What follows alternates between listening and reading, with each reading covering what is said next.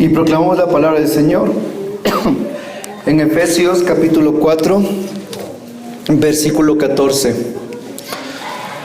Entonces, no seremos ya niños zarandeados y llevados por cualquier viento de doctrina o invento de personas astutas, expertas en el arte de engañar. Por el contrario, estaremos en la verdad y el amor e iremos creciendo cada vez más para alcanzar aquel que es la cabeza, Cristo. Palabra de Dios. Palabra de Dios. Esta noche es un tema un poquito más, un alimento un poquito más sólido, en el sentido de lo que San Pablo nos introduce y nos habla. Ya no seremos como hojas que llevan zarandeadas por cualquier viento de doctrina. Es que, hermanos, se pongas a conversar con un católico que por un año ha asistido a un culto evangélico, termina su fe dañada, totalmente. Ha conversado, ha hablado, y es verdad. Es como una hoja zarandeada en el viento. Y después, para que vuelva nuevamente a tomar la sana doctrina, es un proceso largo. Por eso, en esta noche, el tema de esta predicación es ¿qué no es y qué sí es la renovación carismática? Tomando como punto de partida la carta a los Efesios, vamos a hablar en sí de 12 puntos de lo que no es la renovación, y estos puntos nos van a ir guiando para que nosotros, en nuestra experiencia carismática, vayamos, con la gracia de Dios, no cayendo en estos puntos que les voy a decir. Ojo, no son inventados por mí, ¿no? Son tomados, y eso les voy a mandar en sus hojas, tomados del libro Conozca la renovación carismática del Padre Diego Jaramillo y la renovación en el Espíritu Santo por el Padre Salvador Carrillo, ¿sí? Son tomados de dos libros muy importantes de la renovación. El primer punto dice emoción versus emocionalidad. Vamos a entender el primer punto, ¿no? Ojo, ¿qué no es la renovación? En este seminario que hemos estado ya, ¿cuántas semanas? 6 semanas. Este es un tema clave en las que ya vamos como culminando este seminario en el que estamos. Hay que entender que en los grupos de oración, las personas o los carismáticos que caminan pueden caer en una trampa que se llama la emocionalidad. La emocionalidad es una línea muy suave que uno puede tener o alcanzar. Es querer centralizar la fe en lo que uno siente. Entonces una hermanita me dijo un día, hermanita, dice, me retiro del grupo de oración. Digo, ¿pero por qué? Dice, lo que pasa es que no siento nada, dice. Ya no lloro, ya no me salen los mocos, ¿verdad? Entonces dice, yo ya no siento, dice, entonces Dios ya no me ama, dice. Y yo siento que Dios no me ama porque ya no lloro, ya no siento. Le digo, no, lo que pasa es que usted centralizó su fe en solo la emocionalidad. Ojo, porque les dije emoción versus emocionalidad. Mi hermana Clarita, cuando le diagnosticaron leucemia, una enfermedad que dijeron los doctores, usted tiene de 2 a 3 años de vida, le dijeron. Imagínense, le escucharon la semana anterior. Vean lo que es Dios bendito, ¿no? Van 15 años. Así es el poder de Dios. Y todo lo que ustedes escucharon, no les voy a volver a contar. Pero cuando le diagnosticaron, hermanos, como el resto de mi familia, una noticia de ese calibre, a uno ¿cómo le deja? Devastado. destrozado. Yo me acuerdo que lloraba por esa noticia, en silencio, no quería que nadie me vea, pero sentí que mi fe se fue abajo. Entonces yo me fui a confesarme a Santa Teresita, y no había nadie, y el padre estaba en el confesionario. Y me acerco y le digo: Padre, yo así, no, todo destrozado y todo acongojado y dolido. Padre, le digo, siento que no tengo fe, le digo. Siento que mi fe ha claudicado, porque, y le cuento todo esto, esta noticia, este problema, la enfermedad.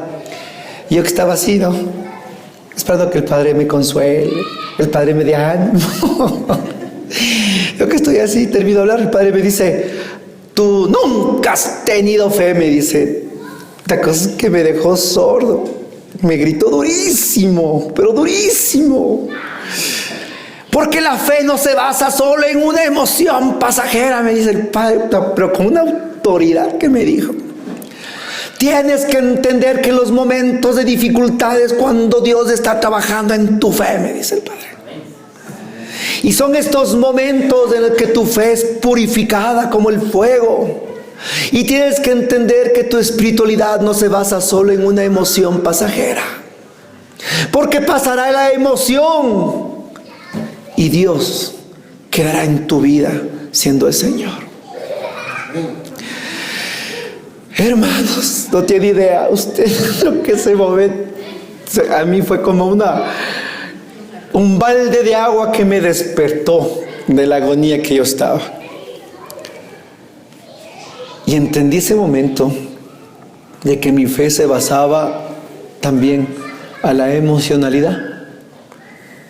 Yo, quién sabe, que cuando estaba alegre y contento, el Espíritu Santo estaba pero en mí rebosante, y cuando no estaba tan contento, pues como que esa noche fue media en el grupo, ¿no? Estuvo media baja la prédica o la alabanza.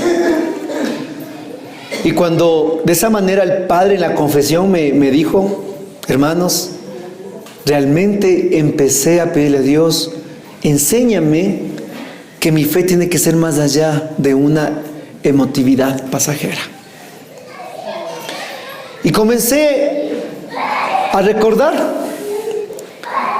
a Pablo, cuando después de predicar, después de expulsar un espíritu de adivinación, a Pablo le cogieron, le azotaron 40 palazos en la espalda, le desnudaron, le metieron al calabozo y le pusieron grilletes en las manos y en los pies por premio a la evangelización. Yo digo, ¿no estaría Pablo diciendo a cada azote: ay, qué lindo, ay, qué gozo, ay, qué maravilla? Hermanos, 40 palazos, pero por favor, imagínense lo que es eso. Pero Pablo en su fe, que era firme en su fe, mis hermanos. Y usted lea la segunda carta a los Corintios, como Pablo en un capítulo entero expresa todo lo que él ha vivido por la evangelización. Yo leía y decía: es verdad. Si Pablo se hubiera dejado llevar solo por una emoción del momento, ay, es que le vi al Señor en Damasco. Sí, desde luego que sí. Pero en los momentos que él vivía de realmente prueba, fue la decisión firme. Y es lo que cada vez medito, es como el matrimonio. Acá supe que la semana anterior era el civil y ahora es del eclesiástico, ¿no? Me tiene mareado sus fechas matrimoniales usted. Ahora ha sido la semana, en cambio, del matrimonio eclesiástico, 33 años, ¿verdad? Entonces le decía a Marita, le digo: ¿y usted cada mañana que se despierta, qué hace para estar enamorada de Lupita? Le digo. ¿Y qué me dice? La decisión de seguirle amando, me dice. Y con el Señor es la misma manera, mis hermanos. La decisión. Ahora, hablamos de la emocionalidad. Ahora vamos a hablar de la emoción. Sí, es diferente. La emoción sí es parte de un sano crecimiento espiritual. Sí. Recuerden que son dos cosas, ¿no? Tanto es así que en el Salmo 122:1 nos va a decir el salmista Yo me alegré cuando me dijeron, vamos a la casa del Señor. ¿Qué está expresando el salmista? Alegría. Alegría. Y la alegría es una emoción. Yo tenía realmente una hoja llenita de las citas que demuestran emoción. Les puse solo 2 porque es mucho el texto. Pero la emoción, bíblicamente hablando, cristianamente hablando, es una característica positiva del cristiano, que le lleva a una vida plena en el Señor. Sí, no es mala la emoción es buena. Lo que es malo es la emocionalidad. Creo que está claro, ¿no es cierto? ¿No está claro? La emocionalidad es cuando nuestra fe se basa solo en un sentir momentáneo. Ya. Dura un momento y se acaba. Y después yo dependo de eso para que mi fe continúe. ¡Qué chévere que estuvo este concierto! Pasa el concierto, estoy bajo. Voy a un seminario, otra vez se baja. Estoy dependiendo solo de emociones del momento. Eso es la emocionalidad, como les contaba el caso de mi fe en ese momento y la confesión con el Padre. Pero bíblicamente sí nos exhorta a tener la emoción por el Señor, como les había dicho en este salmo. Me alegré cuando me dijeron, vamos a la casa del Señor, porque el estar con el Señor causa alegría, gozo. Si usted lee los salmos, el gozo, la alegría de la alabanza, o emociones como las en el Salmo 61. Señor, desde los confines de la tierra clamo hacia ti. Clamo, Señor. También está demostrando otra emoción, el sufrimiento. Entonces hay emociones que nos expresan en la palabra que son positivos, son buenos. Y que a pesar de los momentos que pasemos o vivamos en nuestra fe, hay emociones en las cuales, por ejemplo, nos van a nosotros llevando. Hay una canción que dice, no puede estar triste un corazón que alaba a Cristo. Esa canción está mal hecha, por ejemplo. Porque un corazón que está triste sí puede alabar a Cristo. Y debe alabar a Cristo. Más aún, alabamos a Dios para que las cosas se pongan bien, no al revés. No esperamos que las cosas se pongan bien para recién alabar a Dios. No, alabamos a Dios para que las cosas se pongan bien. En dolor, en sufrimiento, alabo al Señor. La emoción caracteriza al ser humano y es parte de su vivencia. Si usted lee toda la Biblia, es todo un derrame de emociones. Imagínese, Pedro lloró. ¿Es una emoción o no es una emoción? Lo es. Como cuando Pedro lo aceptó nuevamente en amor, cuando lo dijo 3 veces que le quiere. La emoción, sí, está bien. La emocionalidad es algo que es nocivo para los carismáticos o para cualquier cristiano. ¿Sí está claro?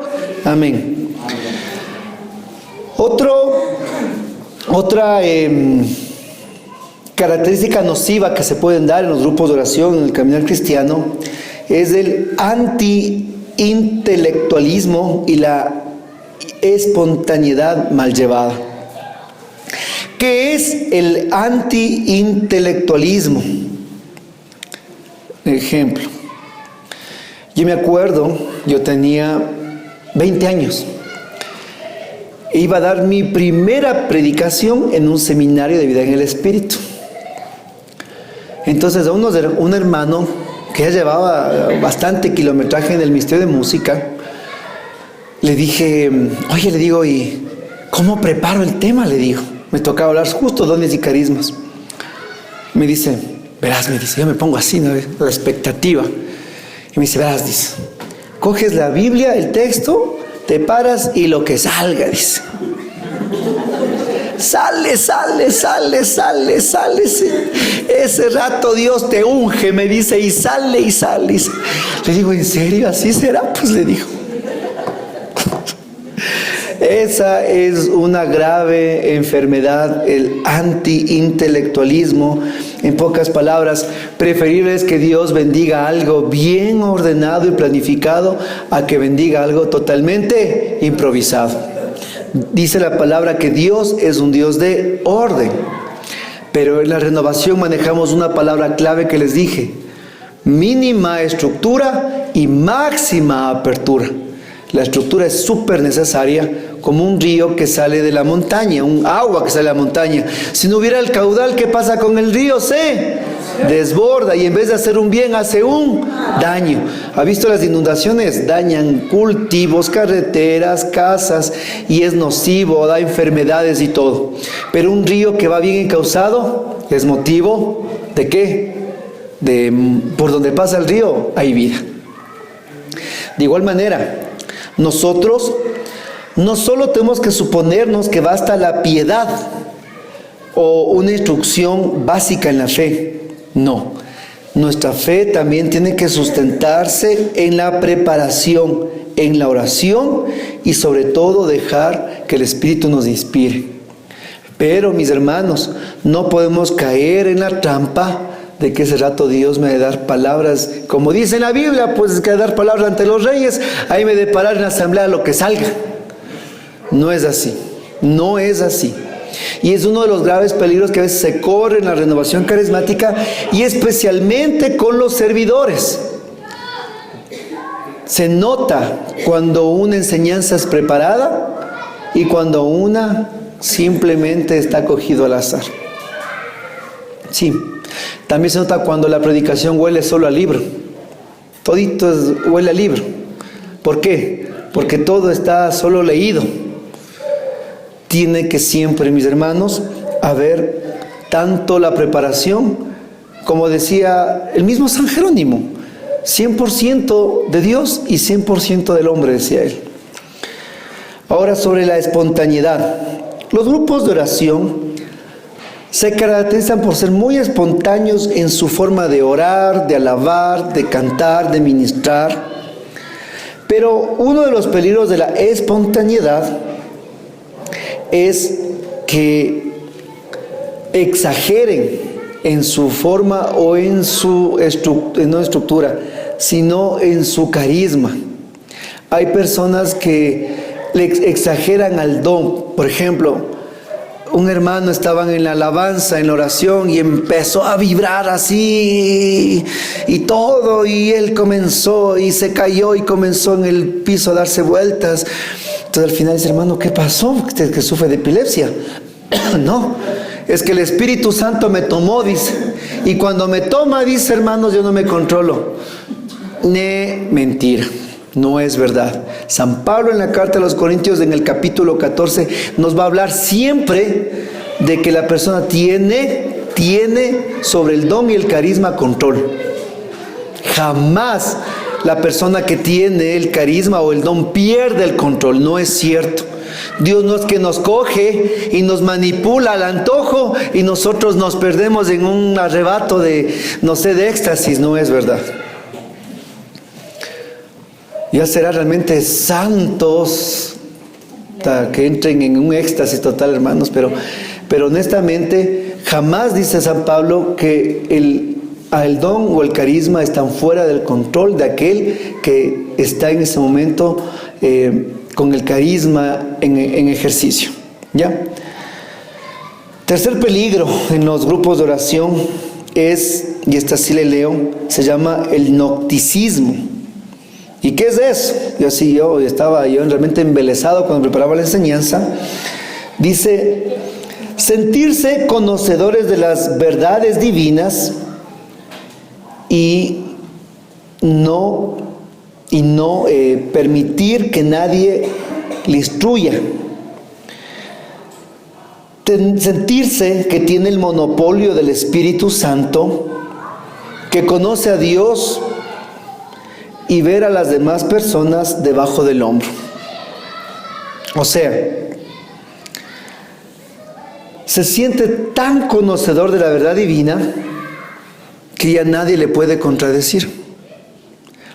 Él lo sabe todo, él conoce todas las verdades, y por más que las personas le quieran darle algún consejo, él siente que es una biblioteca andando.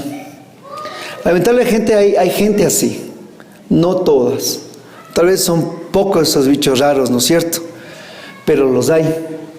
Y uno de los problemas que podemos caer cuando vivimos una vida espiritual es querer sentir a las demás personas: a usted no es carismático, entonces debajo del hombro. Usted no tiene el Espíritu Santo. Pagano. No. No estamos llamados a mirar a nadie por debajo, sino lo contrario, a llevar la buena noticia a todos.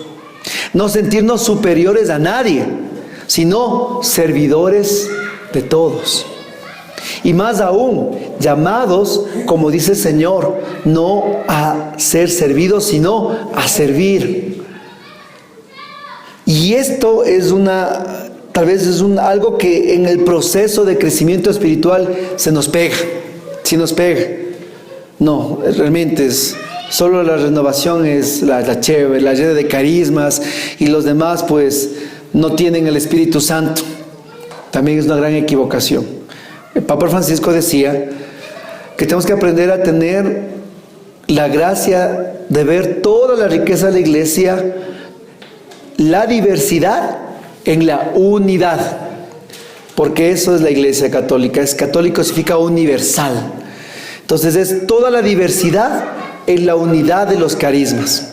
Y este gnosticismo es cuando creemos sentirnos superiores al resto porque tenemos dones espirituales o el Espíritu Santo mora en nosotros.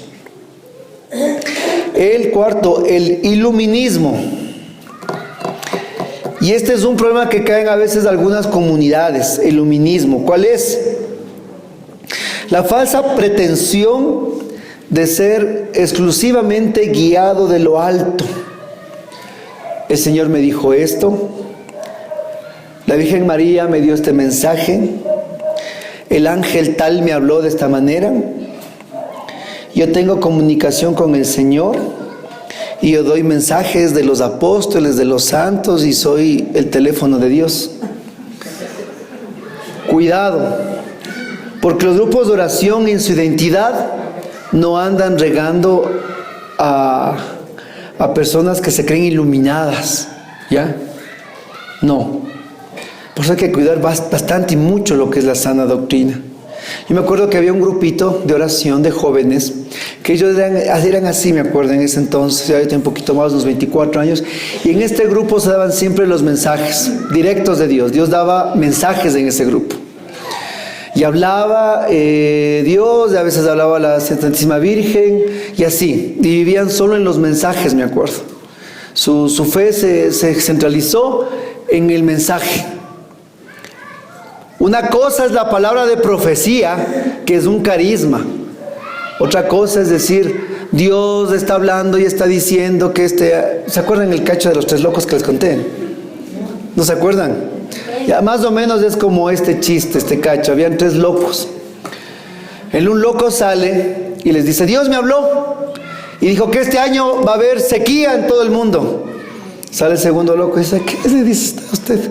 A mí Dios me habló, dice: este año va a haber demasiadas lluvias, va a haber inundaciones. Y sale el tercer loco: a ver, ¿a vos? Ni a vos. Yo no te he hablado, dice.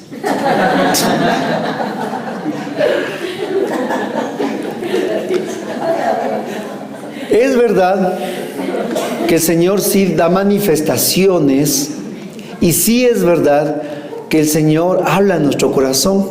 Dios me ha hablado muchas veces, lo he sentido en mi corazón, pero son mensajes de edificación para mí y para la comunidad. Pero no me atrevo yo o atreverse alguna persona a decir que Dios da un mensaje personal. ¿Sí? Muy diferente es el carisma de la profecía, que ya lo hablamos, a lo que es sentirse iluminado. ¿Sí está claro? Espero que no se vayan perdiendo, mis hermanos. Y si no está claro, después a su pastor en su grupo, ahí le manda todo el batallón de preguntas. Pero trato de hacer lo más claro posible, en verdad. Dios, vean mis hermanos, siempre tenemos que guiarnos por los frutos. Y el primer fruto que Dios da es la paz. Y la paz de Dios es una paz que es verdadera, una paz que es como una roca, en la que cuando el Señor manifiesta en nosotros alguna emoción espiritual, es para un fruto verdadero y un crecimiento espiritual. Pero no anda dando mensajes de destrucción, mensajes de que todos se van al infierno, cosas por el estilo. No, eso no es así. Quinto peligro, mejor dicho, el independentismo, hijo, ahí sí me trabó. ¿Qué es eso? Hacerse una ilusión vana de que yo necesito únicamente al Espíritu Santo y que no estoy sujeto ni a mi servidor, ni a mi párroco, ni al obispo. Y no, el Espíritu Santo a mí me habla, el Espíritu Santo a mí me da la fuerza, entonces yo no necesito de nadie. Hago y me muevo como quiero, e interpreto como quiero. Eso, mis hermanos, es un gran peligro, porque nosotros estamos sujetos a algo que se llama en la iglesia la jerarquía.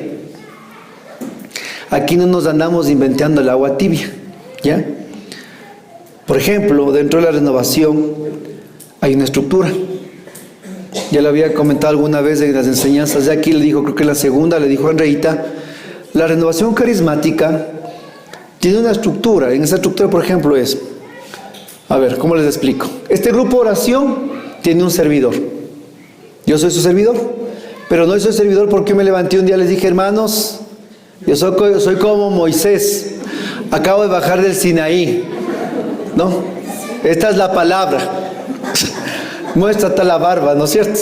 No, sino porque los hermanos en discernimiento, en un día de convivencia, oramos, Dios nos ilumina y se hace una votación, ¿sí? Y se discierne en base a muchas cosas que después veremos adelante cuando llegue a ese punto, a través del discernimiento. Y se elige un equipo. Este grupo tiene un equipo, timón, un servidor, un subservidor, y tiene todo un equipo, que ese equipo trabaja para que vaya acorde con la sana doctrina de la iglesia. De allí, en la ciudad hay 150 grupos de oración, y cada grupo tiene un servidor. Cuando llegan las elecciones, los 150 servidores se reúnen en una convivencia de todo un día, de oración, de alabanza, de discernimiento, de adoración al Santísimo. Usted no tiene idea cómo son esos días, para orar por el nuevo coordinador de toda la diócesis. Y después todos los coordinadores de todas las diócesis del país se reúnen para orar por el nuevo coordinador nacional. Yo, por ejemplo, no me puedo declarar en rebeldía contra el coordinador de Quito. Yo no me puedo declarar en rebeldía contra nuestro querido párroco, el padre Diego. Ah, no, es que el padre, el padre no tiene el Espíritu Santo, yo sí. Ah, no, es que el coordinador no está preparado, yo sí. Eso se llama independencia espiritual y eso es un grave error. Yo no necesito de nadie. Yo puedo coger todo lo que yo sé y me voy a formar un grupo de oración. Lamentablemente esa es la teología de los protestantes. No les gusta la iglesia, cogen sus 5 bancas, sus 20 feligreses y hacer iglesia nueva. Es verdad. Así es. Se separan de la iglesia, se separan. O siga usted la historia del protestantismo, es así. Otro peligro que se puede dar es el inmediatismo. Interesante el nombre que le pusieron. ¿Por qué? Esto lo doy con un ejemplo. Yo tenía un hermano en grupo de oración y un día nos encontramos con él era por acá, por el Coliseo Rumiñahui, y dice, no, mi esposa, ese es del carro, dice de él, pero está bajado los vidrios. Creo que le han querido robar el carro. Y justo le vemos a él a 2 cuadras. Venga, vea su carro, lo encontramos. No, yo le dejé así, hermanita, dice. ¿Y por qué le dejo así? Es que el flaco me cuida. Es que el flaco me cuida, sale. El flaco me cuida, le digo. ¿Qué ha sido? Le digo. Su guardián, ha sido su, ¿cómo es su, cómo se dice los que cuidan? Su cuidador, le digo. Hermano, por favor, cierre las ventanas, ponga seguro al carro. Es que el flaco le cuida, dice. Un mes después le robaron el carro. De verdad, no me estoy inventando. Y mi esposa sabe. Estaba ahí. No, el flaco me cuida. Y ese peligro se llama el inmediatismo. Significa esperar la intervención divina y milagrosa de Dios sin ejercer yo la prudencia humana. Sí, a eso se refiere también a cosas que se dan. Hermanito, no sufra, no se opere, Dios le va a curar, no se opere. Pero no, es que no se opere. No. Hermanos, si algo he entendido yo, es que Dios actúa a través de las manos de los médicos también. Ay, hermanos, sanaciones extraordinarias que Dios hace, y desde luego milagros que los he visto. A mi hermana le hicieron 2 trasplantes de médula, una operación de un tumor en la cabeza, y si ella está viva es por el batallón de personas que oraban detrás de esas operaciones. Pero batallón de personas orando. Me acuerdo cuando le operaron el tumor en la cabeza, eran 8 horas de operación, hermanos, postrados frente al Santísimo desde el inicio de la operación. Y cuando los doctores le diagnosticaron que se va a quedar parapléjica, muda, ciega, sin oídos, mitad del cuerpo, ¿cómo es? Paralizado. Todos los diagnósticos eran de que ella iba a quedarse como vegetal, ciega, todo increíble. Y después de 8 horas de operación, imagínense lo que es eso, cerebro, la cabeza. Yo sabía que estaban el día anterior y llegaban los ministros de Eucaristía, sacerdotes, y llegaron, y era tan increíble que estábamos en el seguro, ¿no? Y llegaban tantos ministros de Eucaristía y sacerdotes con la santa forma a darle a Clarita que ella ya recibió. Y dijo, no, ya no me den a mí, aquí hay un montón de enfermos más, decía Clarita. Por favor, acá. Y llegaban a darles a los otros enfermos la comunión. Ella ¿qué hubiera dicho? No, unas 5 veces que me den mejor, pues no. Nada, ya recibió, ahora dijo, acá hay más enfermos, decía ella. Entonces es increíble, ¿no? Esos testimonios. Y cuando ella acaba la operación, el doctor le dice, imagínate, bien terminada la operación, le dice, ¿cómo se siente? Doctor, ha dicho, a ver, habla, ¿cómo se siente? Bien, a ver, ¿me ve? ¿Cuántos dedos? Oye, mueva los pies, los brazos. Perfecto, dice, esta operación fue, si nosotros hablamos del 1 al 100, lo suyo fue 105, le había dicho el médico. Entonces la Clarita recién salida de operación, pero salido, y ¿sabe qué, doctor? Lo que pasa es que hubo un batallón de personas orando para que sus manos puedan hacer la obra de Dios. Entonces le contaba esto a una hermana que tenía que operarse de las caderas y no se operaba, y ella decía, es que Dios me va a sanar. Digo, hermana, Dios le va a sanar, pero opérese. Y se operó, y ahora le ven ustedes saltando. Entonces ahí el inmediatismo que espera la intervención divina sin ejercer la prudencia humana. Ahora, hermanos, si les pusiera a hablar de los milagros, solo voy a hablar de 2 milagros. ¿Les hablo? Sí, ya, porque si hay los milagros. Uno fue justo, recuerdo que estábamos en una asamblea de oración en la renovación, y el padre Saúl dice, el Señor en este momento está sanando los ojos de una persona. Como mi papá sufre ceguera del ojo izquierdo, y dije, hasta que sea mi papi, digo yo, hasta que se le abra el ojo y todo. Yo veía así, ¿no? Y hasta el medio también como que pestañó, ¿no? Yo dije, no, qué pena no fue mi papá, digo yo. Pasó. Y verán lo que sucede. Mi hermano, Rodrigo, mi hermano menor, que ustedes le conocen, cuando él empezó a utilizar lentes a los 7 años, mi mamá va a la óptica a retirar los lentes y el señor de la óptica le dice, disculpe señora, ¿y para qué viejito es de estos lentes? Le dice. Mi mamá dice, ¿cuál viejito? Si es para mi hijo de 7 años. Le dice, oiga, le dice, lo que pasa es que esos ojos tienen astigmatismo, miopía, hipermetropía, le dice. Y la medida de la miopía y la hipermetropía son elevadísimas. Son los ojos de una persona de 90 años.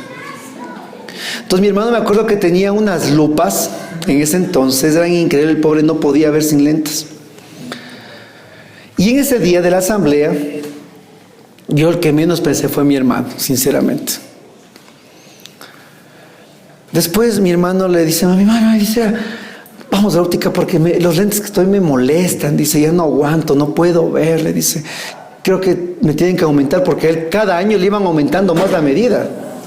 Yo no sé si usted sabe lo que son estas 3 enfermedades. O sea, ya uno como sea tiene astigmatismo, otro tiene miopía. O sea, pero un ojo tener miopía, astigmatismo, hipermetropía y en niveles altísimos. Imagínese lo que le dice, vea, los ojos de su hijo es como de un anciano de 90 años. Bueno, van, mami, chuta, dice, a seguir aumentándole la medida, ya realmente era como Mr. Magule, más o menos. Total, le hacen los exámenes, todo, y el médico, porque era no iba a cualquier óptica, hubo un médico privado que le seguía a mi hermano el proceso, le dice, señora, le dice, a ver, ¿cómo que estamos equivocados? Le dice, le vuelve a hacer, le llama a algunas sesiones, llama a otro colega, le dice, señora, le dice, aquí tenemos algo que no nos explicamos, dice, su hijo ya no tiene hipermetropía, su hijo ya no tiene miopía, está totalmente sanado, dice. Y el astigmatismo ha reducido a la mitad. Ahora él solo tiene astigmatismo y tiene que usar los lentes comunes de cualquier persona. Cosa que cuando nos contaba eso, uno va como que asimilando, ¿no? Los milagros de Dios. No, espera que se abra el cielo y empiece a caer maná, hermanos.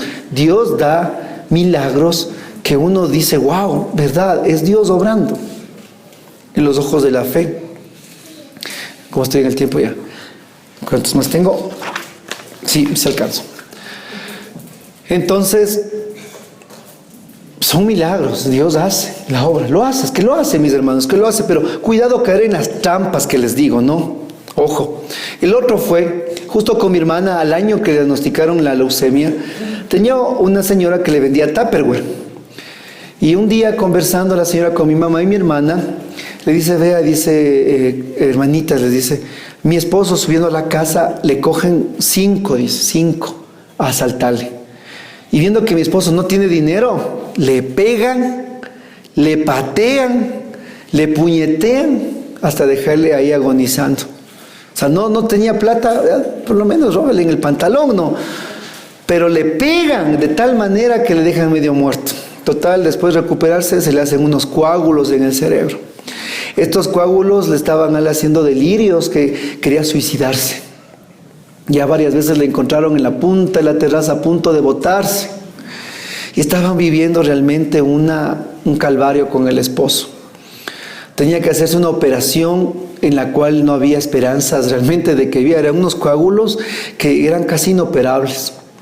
Y me acuerdo que le dijeron, entonces, ¿sabe qué? Mi mamá y mi hermana le dicen, llámele para orar, oremos. Es lo que me contaron, ¿no? Yo no estaba ahí. Donde yo sí estuve fue que yo salía a la universidad, eran las 7 de la mañana. Yo estaba saliendo apuradísimo y cuando les veo ya arrodillados en la sala, mi mamá, mi hermana, la señora y el esposo, arrodillados orando. Yo solo les vi con la mochila y salí. Y volví a las 2 de la tarde de la universidad de clases. Y cuando vuelvo, ¿sabe qué? Les encontré orando. Se han quedado orando desde las 7, 8, 9, 10, 11, 12, 1, 2, 8 horas, mis hermanos. Ora y ora y ora y ora y ora. No sentimos el tiempo, me dicen después. Han estado hora y yo. Y después a veces yo me sorprendo, hermanos, que nosotros estamos orando 10, cuarto, 20 minutos, ya están, ya que no se avanzan, güey.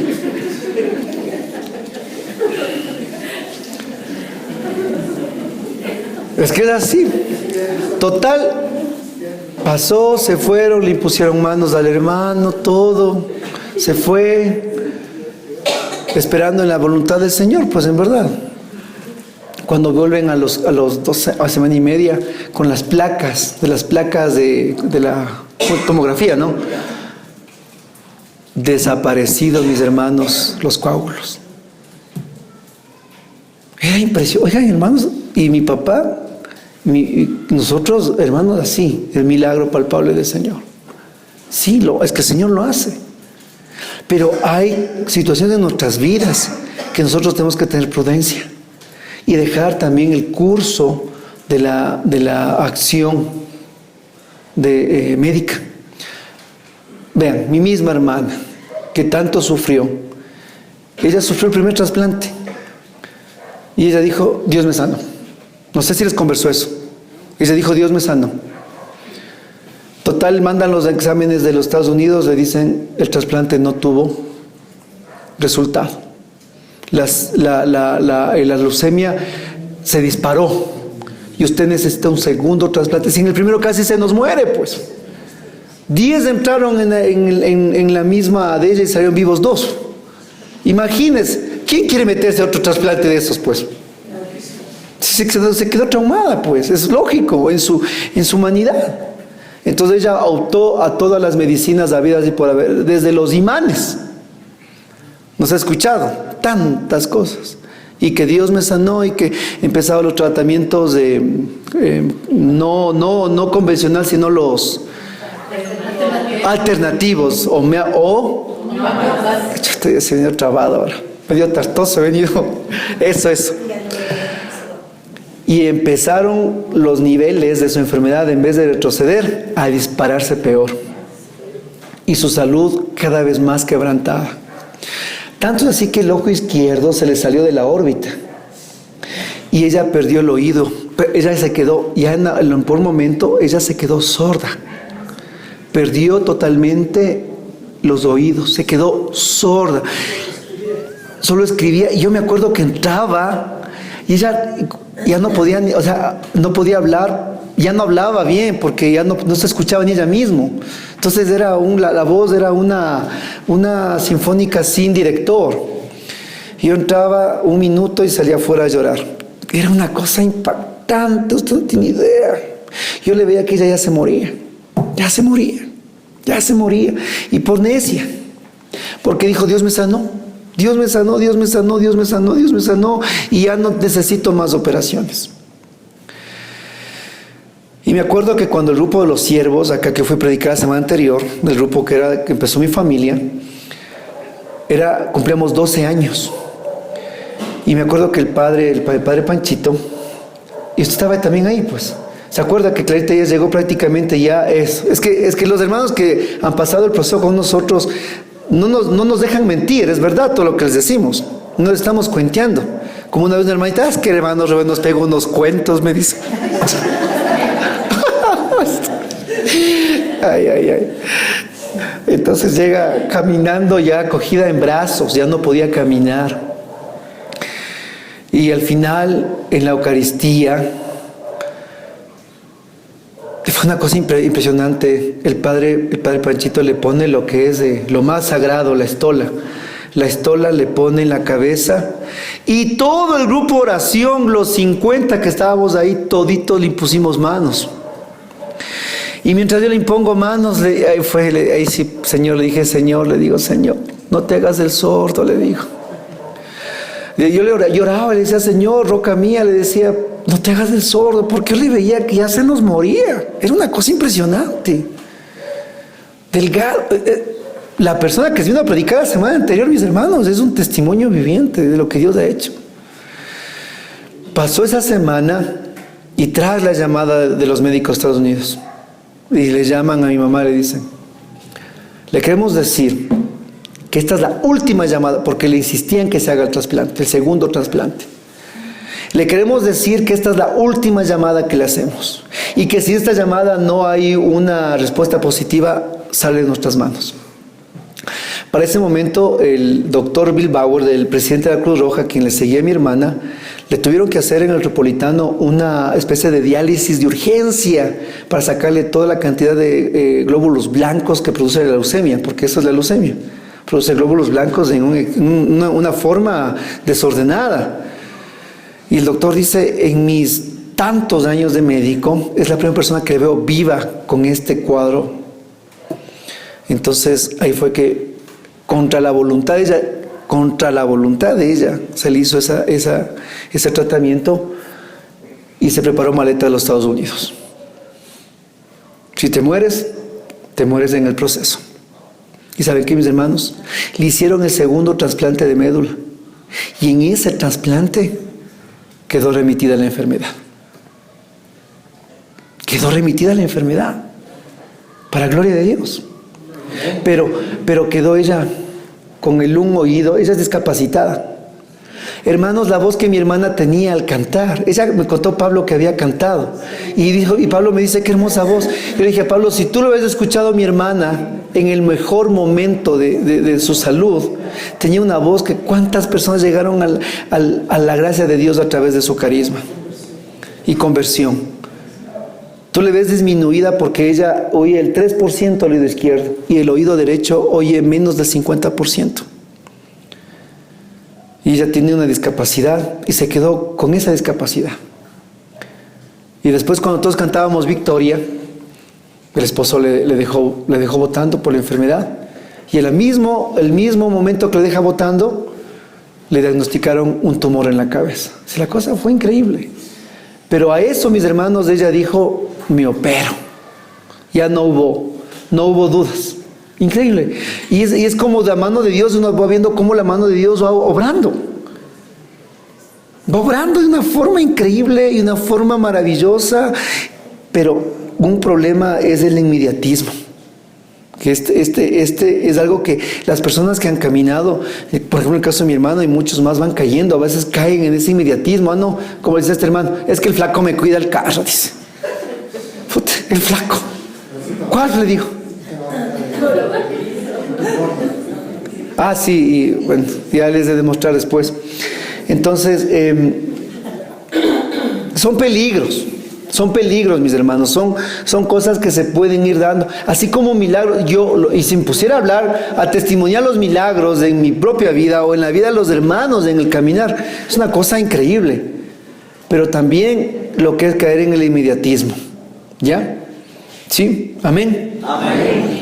Y ojo, que no es el dicho, no es el dicho, que cada vez que me dicen, yo les respondo, no. Una vez me dice un hermano del grupo, es lo peor. Me dice, hermano Rubén, dice, como dice en la Biblia. ¿Y qué dice la Biblia? Pues le digo, lo que dice, pues, cuídate que te cuidaré. Ah, pues le digo, sí, está debajo del versículo que dice, a caballos regalados no se mira el diente, le digo. No, eso no es verdad. Uno tiene que entender bien y discernir bien el signo de los tiempos. Un peligro también fuerte, y ese lo voy a topar de una forma muy rapidísima, es el fundamentalismo. ¿Qué es el fundamentalismo? Es coger la palabra de Dios al pie de la letra. Y la palabra de Dios nunca se la coge al pie de la letra. La palabra de Dios siempre se le discierne en la gracia del Espíritu Santo y bajo la luz del magisterio y el catecismo de la Iglesia Católica. No es que yo cojo la Biblia y la interpreto a mi manera libre. Eso es un error del protestantismo. Interpretar la Biblia, caer en el fundamentalismo y en la libre interpretación. Ese es un grave error del protestantismo. Y que a veces pueden caer en los grupos de oración. Discernir la Biblia como le parece, como cree que es. No es así. Otro error es el elitismo. Ese es igual. Sentir que el movimiento o la corriente de renovación carismática es pues prácticamente un monopolio, ¿cómo les digo yo? Un club. Y no es así. Id y hacer discípulos míos. escuchaba una predicación de un predicador internacional de renovación y decía que uno de los graves problemas de la renovación y que le había hablado el Padre Canta la Mesa. Si usted algún rato coge al Google y ponga Padre Canta la Mesa, ese es uno de los padres de la renovación carismática. Padres me refiero no a padre sacerdote, es sacerdote sí, pero al decir padres me refiero como padre espiritual, ¿no? Entonces el Padre Canta la Mesa tiene un montón de libros. Entonces él decía que una vez asentado con el Padre en Jerusalén en un retiro mundial de la renovación, y dice: Padre, ¿usted cómo mira la renovación? Le ha dicho el Padre. Cuando inició la renovación en la década de los 70, todos los carismáticos hablaban de Jesucristo. Después, en la década de los 80 y 90, todos hablaban de la renovación carismática. Y ahora en los 2000, todos hablan de que el coordinador, que el ministro, que esto, que el otro, y ta. El elitismo es un grave problema. No anunciar a Jesucristo y quedarnos ensimismados en nosotros mismos. ¿Ya? La glotonería pseudo espiritual. Y ese es un grave problema. Y eso ya lo han escuchado. La glotonería espiritual. Y eso lo simplifico. Aquí están los conceptos que van a llevarse. Yo lo simplifico en ideas para que usted lo entienda. Seminario de vida en el Espíritu. Hermanos, es como la miel para las, dígalo, para las abejas. Y hacemos los grupos de discernimiento y nos encontramos con la noticia de que es el 9º seminario de vida en el Espíritu. ¿Y por qué hace el 9º seminario? Es que siempre es lindo, es que siempre cuando imponen las manos, es que es lindo, es que es lindo, y se quedaron en lo lindo. 8 seminarios de vida en el Espíritu. ¿Y qué tiempo están en la renovación? 20 años. 8, 10, 12 seminarios de vida en el Espíritu, solo recibiendo. Es como que un niño coge el dulce y quiere. La glotonería espiritual. Se queda solo como les decía la semana, en la leche espiritual. No. Y algo que se les dijo en el seminario, se han de acordar ustedes. Dije: hermanos, los que ya estén en grupos, por favor, regresen a sus grupos. Y más aún, los que ya van por el 7º y 8º seminario, que este sea el último, les dije. Porque en mi experiencia personal, yo recibí un seminario de vida en el Espíritu y se acabó. Después es a dar, mis hermanos. A dar. Y para dar, justo es el grupo oración, para formarnos. Y yo les vengo cantando el próximo año, Dios permita, nos dé la fecha exacta, vamos a hacer un seminario de vida del Espíritu para la gente nueva. Y me decía Doris: ¿y cómo hacemos? Me dice: para que en el seminario vengan solo personas que realmente necesiten el seminario. Porque es un peligro que escuchan seminario. Hermanos, por ejemplo, aquí estuvimos con 120 personas. Y casi 45 personas ya habían hecho el seminario de 5 a 6 veces. Y no es para uno escandalizarse, pero sí es para preocuparse de que nos quedamos en esa glotonería espiritual. Queremos recibe. ¿Y cuándo damos? ¿Cuándo damos? Entonces, para el siguiente seminario, todos ustedes que han perseverado, el siguiente año ya ustedes no vendrán solo a recibir. Ustedes comenzarán a ser ya pastores, tendrán funciones, darán testimonios y empezarán a trabajar junto con los hermanos mayores.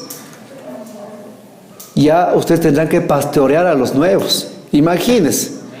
Ya es un paso, mis hermanos, son pasitos. Y no quedarnos como glotones espirituales. La 10ª peligro es la carismanía. La carismanía, como otro ejemplo. Si nosotros ponemos en un coliseo gran encuentro de sanación y milagros, misa de sanación y milagros, hermanos, no hay donde poner un pie. Pero si ponemos gran encuentro de formación, el 10% viene. Y esa es la carismanía. Querernos quedarnos solo en eso. en lo expectante, en lo sobrenatural. Allá hay misa de sanación, corre para allá. Es que allá hay el padrecito que bota cucos, corre para allá. Que acá viene el predicador que saca esto, corre para allá. Se quedan en la carismanía. Y este caminar es de un caminar que tenemos que ir creciendo, mis hermanos. Por eso es que nuestros sacerdotes han exhortado y han hablado tanto de la renovación que ya no existe esa palabra de misa de sanación, porque todas las misas son de sanación. Sí, es que toda misa es de sanación, mis hermanos. En el momento de la consagración, Jesús está sanando. Punto, mis hermanos. Otro peligro es y los leo porque son palabras medias rebuscadas que han puesto estos sacerdotes, el indiferentismo ecuménico. ¿Cuál es esto, mis hermanos? Hay personas que creen, dicen, es que hermanito Rubén, me han dicho, hermanito Rubén, es que es igualito, dice, acá en la comunidad de fe, igualito. Cantan, predican, yo no veo la diferencia, dice, es igualito acá en la iglesia de la séptima trompeta de la esquina de Cotocollao, es idéntico, dice, es igualito. Perdón, es igualito, dice, es idéntico, dice. No es idéntico, le digo, no es lo mismo. Por Dios, no es lo mismo. No es lo mismo. Y solo el crecimiento espiritual usted le va comenzando a dar el discernimiento. Y usted da cuenta que no es lo mismo. El llamado y el único llamado que hace sobre el ecumenismo es la Iglesia Católica. Y una cosa es el ecumenismo y otra cosa es el irenismo. El ecumenismo es abrir los brazos a los hermanos desesperados. El irenismo es un relativismo de fe, en el cual a mí me da lo mismo la chicha o la limonada. No me complico. No soy ni Chana ni Juana, ni de aquí ni de allá. Un día estoy en el culto evangélico, un día estoy en el concierto de Marcos Gui, de Marcos Barrientos, de Juan Lisguera, casi digo, de Juan, ¿cómo es de Adrián Romero. Voy, pago mis $40-50 en butaca, me siento, qué lindo, pero cuando hay un concierto católico, qué caro. Cuando un ministerio de la renovación saca un CD, que es increíble, cuando nosotros sacamos nuestro cuarto disco, eran hermanos carismáticos regateando el disco ahí en la puerta. Rebaje. Y yo les he contado esa historia, ¿no? A la misma hermana que estaba ahí regateando el disco nuestro, hasta la siguiente semana era un concierto que yo sí fui, pues yo quería ver. Me fui a los hermanos estos. Y también me fui. Es que, hermanos, yo también hablo porque yo también he hecho lo mismo, pues. Por favor, aquí no es que yo me estoy haciendo el inmaculado. Es que se va también aprendiendo, pues no. Entonces, y esta hermana que me regateaba el CD de 4 o 5, que valía 5 y regateaba el CD, le veo pues en primera fila. Y digo, ¿cuánto cuestan estos? Me dicen $80 la butaca de adelante. Y hace una semana regateándonos el disco de $5. Eso es caer en un falso ecumenismo y indiferentismo. No es lo mismo, mis hermanos. No es lo mismo. Y eso sí hay que tener mucho cuidado. Y como católicos, nosotros sí tenemos que adoctrinarnos en nuestra fe. Es un llamado de atención. Yo me acuerdo cuando Salvador Gómez, los que le conocen a él, yo le pregunté y le dije, hermano Salvador, le dije, mira, yo cuando escuchaba sus primeras predicas, usted, le digo, tenía una manera, pero tiene otra forma, le dijo. Es que verás, me dice, se acercaban personas y tuve esa gracia de conversar con él así, de sentarnos en la mesa y conversar así de una forma, un hombre de Dios. Me dice, se acerca una persona. Y dice, hermano Salvador, dice, sus predicaciones a mí me llegaron en el alma de tal manera que encontré al Señor.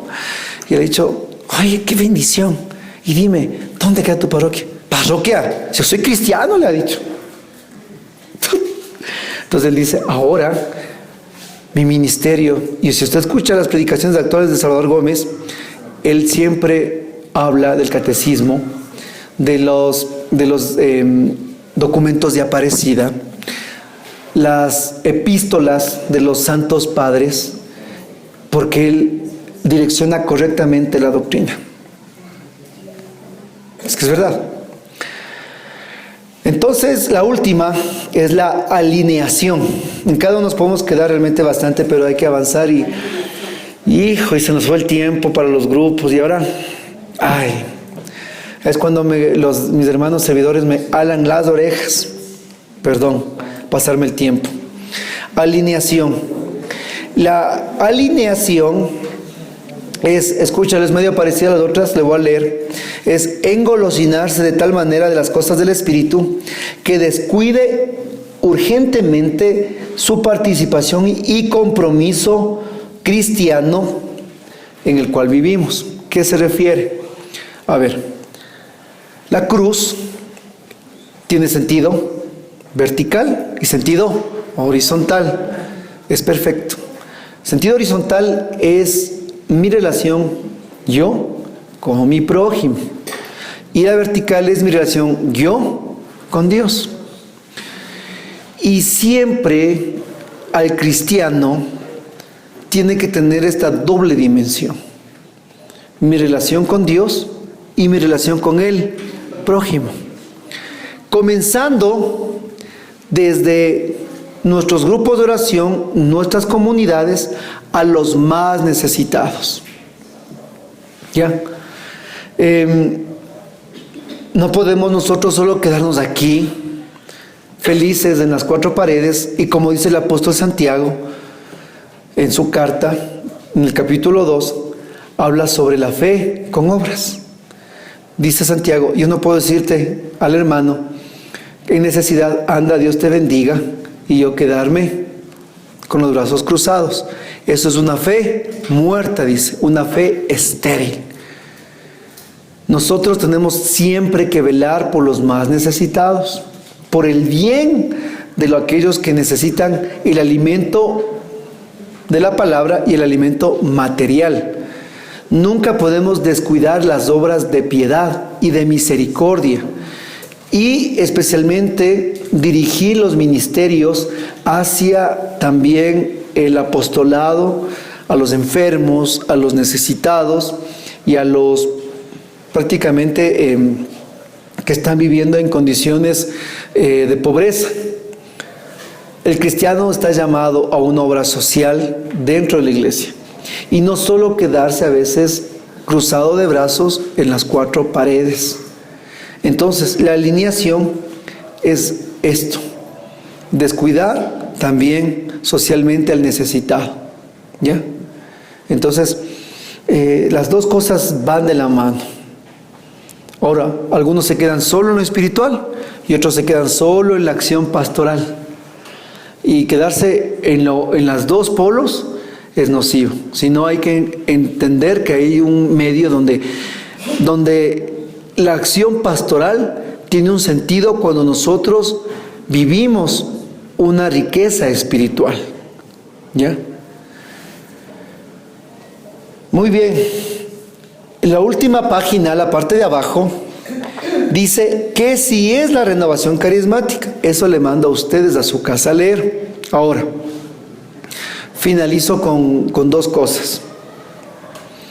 Esta semana no hay cuestionario. Ya veo la cara de alegría de la Marcelita, ¿no? No hay cuestionario, pero hay algo súper más chévere y mejor. ¿Sabe qué es? Algo que nos va a tocar a los que están al día en la parte cibernética, tillos. Pero para los más avanzaditos les va a tocar pedir ayuda al nieto, o al hijo, o a la hija. ¿Qué es? Yo les mando aquí en un cuadradito, dice deber. Buscar en el YouTube, y les puse en palabras en negrillas, cursivas y más grandotas, que usted solo ponga en el buscador palabras a la renovación carismática 030715. Significa marzo, día 7 del año 2015. Y estas que dice palabras a la renovación carismática son 50 minutos que el Santo Padre, nuestro querido y amado Papa Francisco, tuvo con la Renovación Carismática el año pasado un encuentro mundial con la Renovación Carismática, y él por 1 hora entera habla a la Renovación Carismática. Es increíble lo que el Papa dice. Me encantó, me fascinó. Yo creo que me repito como 5 veces. Él habla de los peligros de la renovación, habla de las cosas positivas, y más aún él, recuerden, el Papa Francisco era asesor de la renovación en Argentina. El Papa Francisco fue el asesor por muchos años de la renovación en Argentina. Y algo que yo le pasaba a ustedes en el video, él decía que él no le caía a la renovación, no le gustaba. Y él decía que confunden la experiencia del Espíritu Santo con una escuela de samba, decía él. Y él dice, cuán equivocado estuve. Y es hermoso, fue en otro video, donde en esta Convención Mundial de la Renovación en el Vaticano, celebran una Eucaristía. Yo me quedé maravillado, porque en esta Eucaristía estaban sacerdotes, laicos de la renovación en la Eucaristía, y el Papa Francisco dice, hablo en todas las lenguas, dice. No, dice, y él ya habla, no, y dice, no habla a las lenguas del Espíritu, dice, sino a las lenguas de las naciones, porque vamos a vivir una experiencia del Espíritu Santo en lenguas en la Eucaristía, dice el Papa. Y después muestran la misa, donde tienen la celebración, y en la parte de la comunión terminan los cantos de la comunión y empiezan a orar en lenguas en el Vaticano. Una maravilla de una oración en lenguas y cantos en lenguas, y el Papa Francisco ahí parado así, también orando. Yo me quedé, pero hermanos, y el YouTube no es solo para ver los chistes de los que se caen, pues no, y no sé qué nomás verán. Ya les veo que me bajaron la mirada algunos. Entonces van a ir, y el deber de esta semana es poner en el buscador de YouTube palabras a la renovación carismática. Está con estos números porque sale exacto en el buscador. Va a escuchar toda la predicación del Papa Francisco y va a hacer una hoja de resumen. ¿Sí? Ese es el deber, mi hermano. Como que era mejor que mande cuestionario, dice. Ese es el deber. Vamos a tener que sentarnos en familia, si esto está, y van a escuchar, y ustedes van a decir, wow, sé qué maravilla, que es como habla el Papa, qué lindo. Yo me quedé, pero maravillado. Entonces, yo dije, ¿para qué mandar deberes si ya escuchar esta homilía del Santo Padre realmente es una bendición? Entonces, y aparte de eso, por favor, leer lo que sí es la renovación carismática, porque eso les voy a preguntar la otra semana. Entonces, con esto, mis hermanos, primero le damos un fuerte aplauso, Señor, gloria a Dios.